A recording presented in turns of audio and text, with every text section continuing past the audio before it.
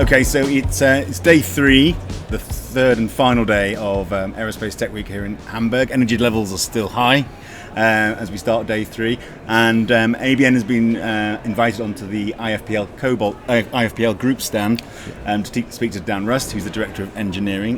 Dan, we caught up last year at this very show, in this very cabin. Exactly. Mock-up of I a think cabin. they're the same seats. Maybe. Actual same seats. And we talked about, we're going to talk about the things you're being exhibiting this week. We're going to start with in-seat power, and we can see examples of that around us. You were getting into that last year and have made some advances in the meantime. So talk about what you've been doing in the 12 months since we last spoke. Yeah, sure. I'll try and pull it all back from where we were at last year. I think last year we were, as a company, kind of transitioning from, and IFPL has a huge, long history of making the outlets, so things like USB sockets, audio jacks, Bluetooth audio interfaces. But to supply entire systems of seat power is relatively new to them. So last year I think we were kind of breaking into that space and getting ready. It's been a crazy 12 months. So we've had launch customers, product qualifications and stuff is flying, certification work to do. So you've got it in the air. It is working, it's there, okay. It works and it's in the air, and we're getting really good response to it. And so that generally has been about bringing USB power to seats, and it could be business, but it's been a lot of economy seats that have just not had anything traditionally. And we're bringing that in, and we're bringing that in high power format as well. So we're being able to give 60 watts at every seat if you need it. But obviously with all of the back end stuff, the supply stuff that goes with it, the certification, so airlines can really come to us and say, I've got nothing today, I want to be able to fly away very soon, offering my passengers 60 watts of USB at every seat. What can you do? And it's a one-stop shop. We can service that, quick turn, certification, kit in a box, everything you need.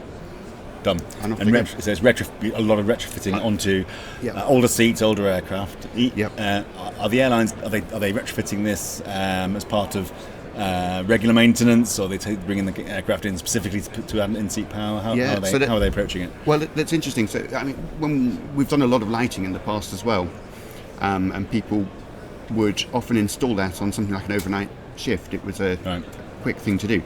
The seat power is really quick to do, but it's seen as a much bigger mod. So at the moment we've seen people tying it to some aircraft checks that are definitely happening. So the aircraft tends to be down for maybe 2 weeks, and they'll pack us in at the back a few days to just quickly mod it. I think as when we see some of our customers doing repeats, so some of them they've bought for a fleet of aircraft. I think as they start to do more and more of the fleet, they're going to realise that it's actually really quick.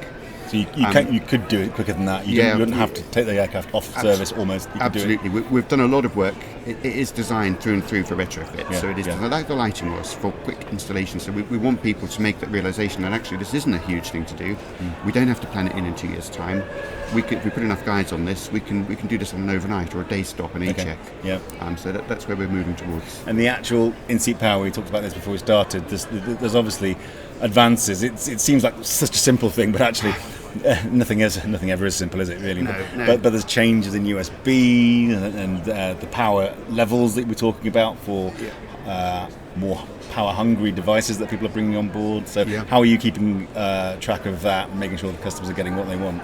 So you're spot on. I was going to try the quote. I can never remember about to every complex problem there's an answer that's simple and wrong or something. But anyway, that's a misquote. But but that's exactly what happens here. You think this is simple. USB has been around for years. It's not like a computer. We'll just put one in. But the standard has evolved a lot, and obviously one of the big changes that happened not many years ago was the introduction of USB-C. And a lot of legislation for environmental reasons to try and make that the standard that everyone has to use, so we don't have 1,000,001 different chargers and leads. Means that's becoming much more prevalent. But the USB-A hasn't died yet, and it won't for years. So you're having to kind of future-proof that. So we've developed a cartridge system, so that has 2 benefits really. So one of them is today we may do you a USB unit which has a little cartridge which is your A and another cartridge which is your C. So you're catering for everybody. But as time moves on, you've got that option to remove the A and replace it with a C. So you've got dual C at every seat, if that makes sense. The side benefit to that is when people damage it, and they do, we have blue tack, chewing gum, I don't know what else, shoved in USB sockets. We don't write off an entire expensive unit. The cartridge comes out, it's peanuts, you put another one in. It brings a lot of benefits in that sense. And from the customer side of things, as we were saying before we started, if you fly now, you kind of expect this, and if you don't have it on a seat, you've almost planned to. Yeah, I do it all the time. Phone's running out of charge. Like, that's all right. I've got 2 hours. I can charge it on the flight when I'm going there. And then you can, no charge, no port. Quickly, have I got a quick battery saver mode? So and of course, you need your phone charged because that's where your documents are sitting in these days. So there's a lot of anxiety around that for the customer, and the expectations are now there. This is ubiquitous. It is, and I don't know if we coined it or somebody else did, but battery anxiety is something we hear a lot, a phrase, which is exactly that. You're worried about it. You see it draining down. I'm at 25%, 24%. Am I going to make it?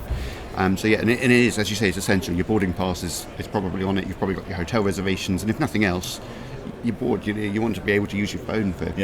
Or even just be able to book the Uber when you get to the other end. You need to do that. And devices are changing as well. So phone is one thing, but people are bringing on gaming devices as well. They are, so this has been for the slightly older ones in the company, I include myself now as well. Yeah. This was a recent revelation here. We've been focusing on phones, laptops, iPads, and their power, and some of their power needs are, to be fair, quite high. Mm-hmm. And then one of the younger members of the team, I think he's in marketing, said, have you heard of the gaming devices? Well, what do you mean, like a Game Boy or something? But no, these things. I know. It's extremely high resolution displays, massive power consumption. They require a 60-watt outlet, and of course, you think if you're a holiday charter company, you're taking families away. These devices aren't super expensive, so you can expect the kids. Yeah, they have them, and they want to entertain themselves for 2 or 3 hours, and so you do need these high power outlets. It's even more important than we thought it was when we just looked at the increase in phones and laptops. Okay, so that's your in-seat power. You also you've got lighting on the what's going on your lighting side of things? I know. Well, lighting is really close to my heart because that's where I started on the Cobalt side, and I started that out. It's steady incremental innovation, as it always has been. We've made a few massive jumps over the years, and then you just keep building on it. So we made a massive jump a few years ago, to introducing just across the board wireless control. Actually, that's something we've integrated into our power modules. We took that technology across from lighting to the power, so ultimately customers can have cabin management systems controlling their seat power wirelessly. But that's probably an entirely new podcast, maybe. I'm so sorry. On the lighting, it's just been smaller incremental developments on that, bringing in a few customer requirements. So these days, a lot of the little bits of innovation come from requests from customers. So they're very small, they're quite boring things, but they make a big difference to customers. But beyond that, it's been adding more and more airframes. So we started out focusing on the big boys, the Airbuses, the A320s, 330s. Yeah.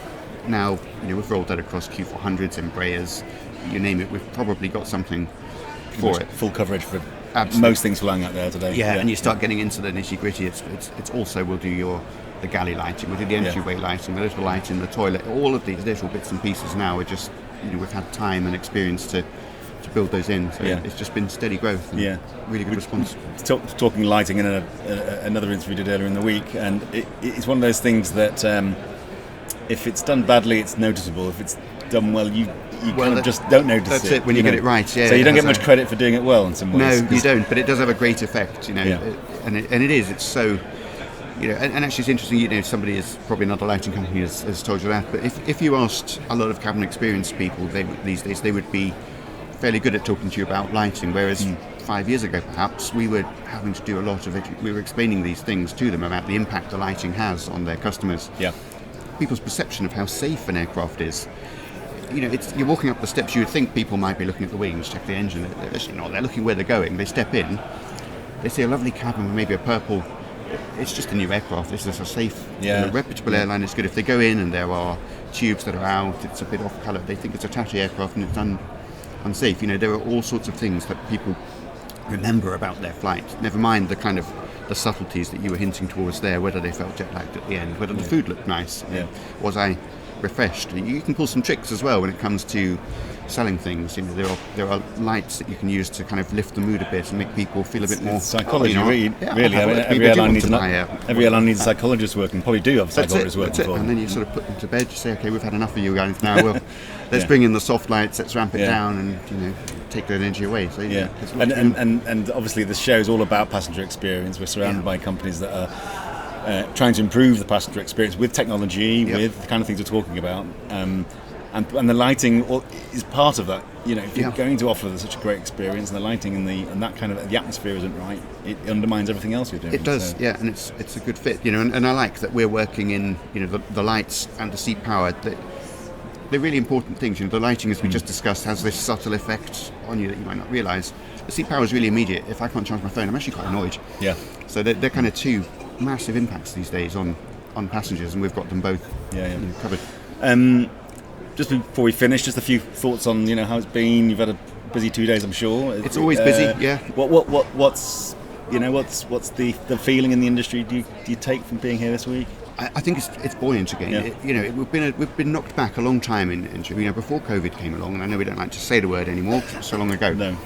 You know, it was a very buoyant industry. There's a lot going on, and obviously that flattened things for a long time. And while COVID kind of passed for other industries after a year or two, there was a bit of uncertainty. Aerospace has very long time frames anyway, and so we've been waiting for the sort of mood to lift and it to become buoyant again. And I actually think it's feeling like that now. It's beginning to feel like it was last year. I probably felt maybe we were there, but I realise now we weren't. But I think we are now. Looking in longer term time frames to improve things. I mean, there's still issues, obviously. They're almost baked in now. I think these issues aren't going to go away very soon, and maybe never will. No, and the world with is supply adjusted. chain, etc. But people are learning to live with it, I guess. Yeah, and we've worked around it. So on the supply side, it's good. Passenger numbers have come back up. Airlines are now feeling that it's going to stay that way. We're not suddenly all going to be shut down again. Yeah. You know, so they're willing to invest and actually get back to those finer points of the passenger experience. Whereas you have to go back to those dark ages. It was really, they were asking themselves how we're going to survive the next 2 years, and the lighting wasn't that important to them.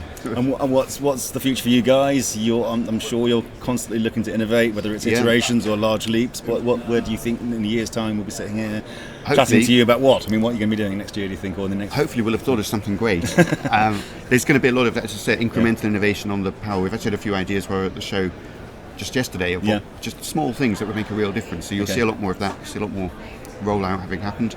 It's a really dull subject, but these tracks you see on the floor, the glow in the dark. These are strip light, That's safety lights. it. Yeah, we've not put a lot of focus on it recently because of seat power developments, but that is now, you know, flying. I think we're going to see some growth in that area as well. Yeah. So it'll be just another. I'll be able to tell you next year how that's gone. And, okay. What's the innovation with that? To tell you the truth, it's not a very innovative product. It's deliberately boring. So that there is a. But it's practical. It's low safety, cost. It's very, very good at doing what it does, and it's manufactured in a way that means we can make it low cost. Right. So there are a few companies out there, good companies, that make very good floor path marking. They make lovely colours. They have all sorts of bits of trim, and it's lovely. And if that's what you need to buy, I would recommend you go and buy it from them. Yeah. But if you're on a low budget and you just need something plain and simple like that meets the requirement, that's what we've got. Does the job, yes. Yeah, it's very Henry Ford. It's any colour as long as it's black. And there's always, you sort of alluded to sustainability and lightweight. That's always an ongoing demand. Anything you can do to shave off a little bit, Constantly a few pounds here and there. Yeah. So same with the MC. Anything you do, you're always looking at that, are you? Constantly looking at it. And actually, we were doing a survey for an install only a week or two back, and it just hit one of us while we were looking at the way we did something. We realised that the slight architectural change of the way we were wiring, which sounds silly, we suddenly realised we could shed another 10 kilos off of a kit. So, and it was a really simple thing to do. So little things like that all the time. You've just got your eye looking, say where could we white? Should we really be doing it like this? Yeah. And in an industry that has that kind of focus, that vision collaboratively, you're all trying to do the same thing together. It has at the end, that's a big impact. Yeah. Even though it's a tiny if every thing. supplier who supplies similar aircraft just tries to shave a few percent off, it's colossal. Yeah. And it's big for savings in money for the aircraft, for the airlines, but environmentally, it's great. You're burning less fuel, and we're trying to use more sustainable materials, things that at the end of life can be ground down and recycled instead of having to just be. We've talked a lot about circular economy now. I mean, there's quite a few great examples here today about waste being used, going back into the system and creating a new product out of it. Exactly, that's it. If you use the right plastics at the end of life, they can. They literally can be ground down and put back into things like the injection mould hoppers. It's melted. And it's just very much reused. And that's a good thing to do. Okay, well look, our time is up, but it's been great to catch up. I know you actually literally got to fly. I know, I'm on a flight very soon. So good luck with that, and good luck with everything for the future, and no doubt see you next year. Thank you very much, look forward to it. Thank you. Thanks, Tom. Cheers.